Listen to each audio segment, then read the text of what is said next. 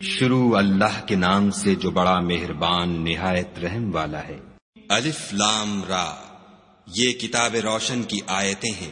ہم نے اس قرآن کو عربی میں نازل کیا ہے تاکہ تم سمجھ سکو۔ اے پیغمبر صلی اللہ علیہ وآلہ وسلم، ہم اس قرآن کے ذریعے سے جو ہم نے تمہاری طرف بھیجا ہے تمہیں ایک نہایت اچھا قصہ سناتے ہیں، اور تم اس سے پہلے بے خبر تھے۔ جب یوسف نے اپنے والد سے کہا کہ ابا، میں نے خواب میں 11 ستاروں اور سورج اور چاند کو دیکھا ہے، دیکھتا کیا ہوں کہ وہ مجھے سجدہ کر رہے ہیں۔ انہوں نے کہا کہ بیٹا، اپنے خواب کا ذکر اپنے بھائیوں سے نہ کرنا، نہیں تو وہ تمہارے حق میں کوئی فریب کی چال چلیں گے۔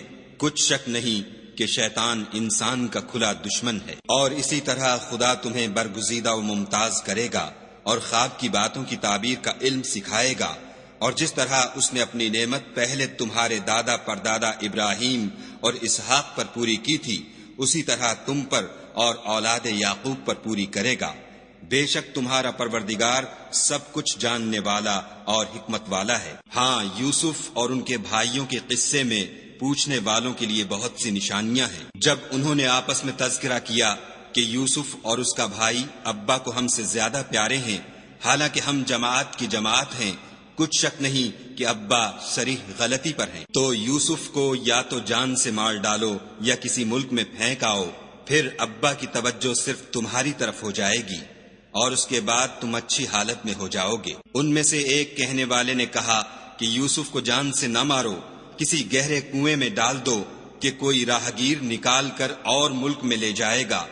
اگر تم کو کرنا ہے تو یوں کرو۔ یہ مشورہ کر کے وہ یعقوب سے کہنے لگے کہ ابا جان، کیا سبب ہے کہ آپ یوسف کے بارے میں ہمارا اعتبار نہیں کرتے، حالانکہ ہم اس کے خیر خواہ ہیں؟ کل اسے ہمارے ساتھ بھیج دیجئے کہ خوب میوے کھائے اور کھیلے کودے، ہم اس کے نگہبان ہیں۔ انہوں نے کہا کہ یہ امر مجھے غمناک کیے دیتا ہے کہ تم اسے لے جاؤ، یعنی وہ مجھ سے جدا ہو جائے، اور مجھے یہ بھی خوف ہے کہ تم کھیل میں اس سے غافل ہو جاؤ اور اسے بھیڑیا کھا جائے۔